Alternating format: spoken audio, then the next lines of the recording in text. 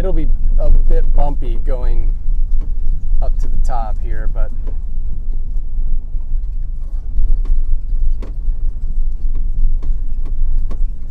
Brian and I cut a mountain bike trail around the property this year.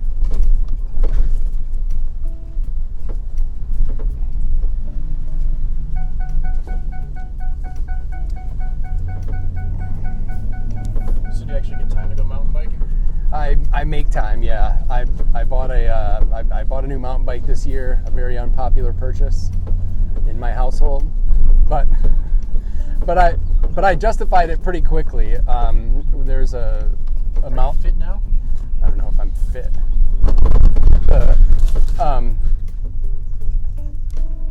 The village in the Grand Traverse Commons in Traverse City had a mountain bike race last month. I think it was last month. June, April, May. But I won third place in my age group in that race. The first time I've ever raced the mountain bike. So How many people were in your age group though? I think there were 8. So I did awesome. Top half. I was definitely in the top half. But it was pretty cool. My wife was obviously proud, and my bike purchase was justified.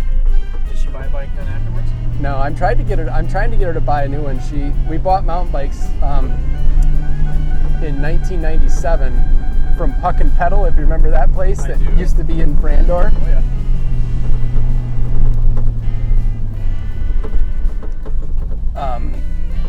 So these fared better than anything else. This is Cabernet Franc right here on our immediate. They fared fairly well through the winter. Cabernet Franc is typically a little more cold hardy than Merlot, and our Merlot that's on the other side of this did really poorly. So definitely a testament to Cabernet Franc's cold hardiness. We will probably harvest a little bit off of this Cab Franc if the weather cooperates. More so for a rosé, I would assume, or some sort of. We stay busy. Yeah. Pretty much every day. We have a lot of things going on. With the size of the carbonation tank, if we had another one, we'd be a little bit busier. We'd be able to start pushing out a little bit more. But there's always stuff to do, always stuff to do here. Always cleaning to do, always barrel maintenance. That's happening today. Sulfuring empty barrels, getting the older barrels phased out, getting some barrels topped up. That's pretty much the task of the next couple days. Do you spend time in the taste room talking to people? I do, not as much as I'd like. Yeah. But I'm able to get up there and talk to a few people and keep some sort of finger on a little bit of a pulse, I think. So like the stuff that's going through your brain as you have all these sort of things to worry about, whether it's fermentations or harvesting, whatever. How much of that do you have to just sort of put in the back of your head and think to yourself, these are technical details these people don't care about, and then revert to like the role of being like the showman? Like, how much of that actually happens? Or do people really care about like the sort of the geekier details? It depends on the customer. Depends on who you're talking to. It changes. You can. I'm getting better. I've been told that I don't talk loud. I talk long. Lemberger. I'm sold on Lemberger. I'm looking forward to really playing around with that grape a lot. Started with it at Shady, growing it. I love growing it. I wish we had some planted here, but we don't. It's an awesome grape. It's super versatile, I think, as a red wine. I think it's super approachable. You just have to find a name for it. Blaufränkisch, Lemberger, kind of a mouthful. Those types of products tend to sell slow just because of the name. That I'm really looking forward to. Pinot Gris. So a couple things that are pretty cool here in the Pinot Gris. So this will be fourth leaf for this particular vineyard here. We do irrigate here, and it has been fertigated, fertilizing through the irrigation lines in the past. But you can see how far the water comes up. In this last row here, it doesn't quite get up to the very top of the very last few vines here. So this is what happens when we don't irrigate completely when the plants are young, and when we do irrigate when they're young and they get adequate irrigation. The growth is stunted. They're less cold hardy. You keep having to replace them early on in their life until we get a mild winter. How do you fix that? How do we fix it? We'd have to put a booster in or something, like another pump somewhere up here to pump it this last bit of the way. We have one irrigation line running from all the way down at the winery, and it splits off and it runs all the way up the hill here. So there's only 3 panels of Pinot Gris. They still produce fruit, just not as much. They're not going to die.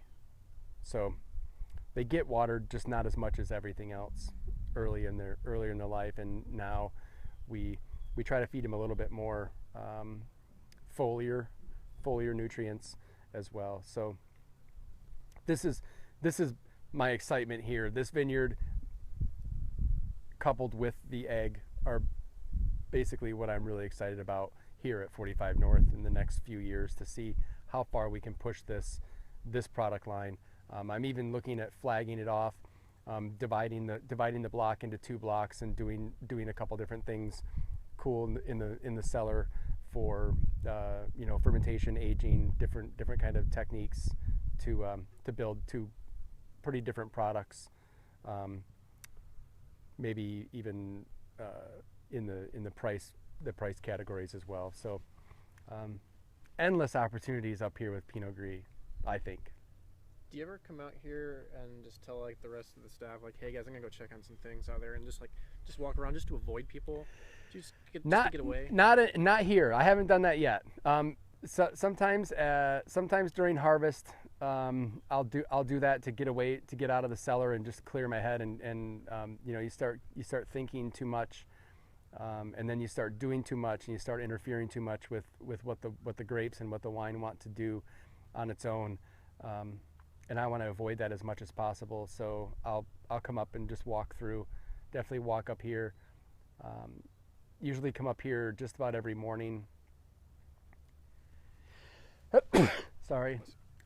Usually come up here about every morning, and not every morning, but a few mornings a week, and just remind myself how lucky I am. That's the main thing I do up here.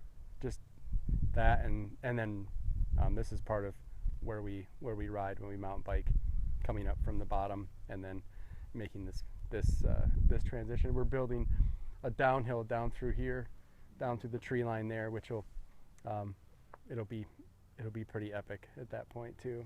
So what's the most fulfilling stuff, fulfilling part of the process for you? Customer feedback, seeing the staff excited about a product, seeing the tasting room staff really get behind a product and enjoy selling it. The tourists, if they're Michigan State fans, they're always pretty cool. Because hearing that I'm a Michigan State guy, they immediately feel, there's this camaraderie there. But Michigan people are still the same. They like to jab a little bit and have some good fun too. So tourists like to hear the story.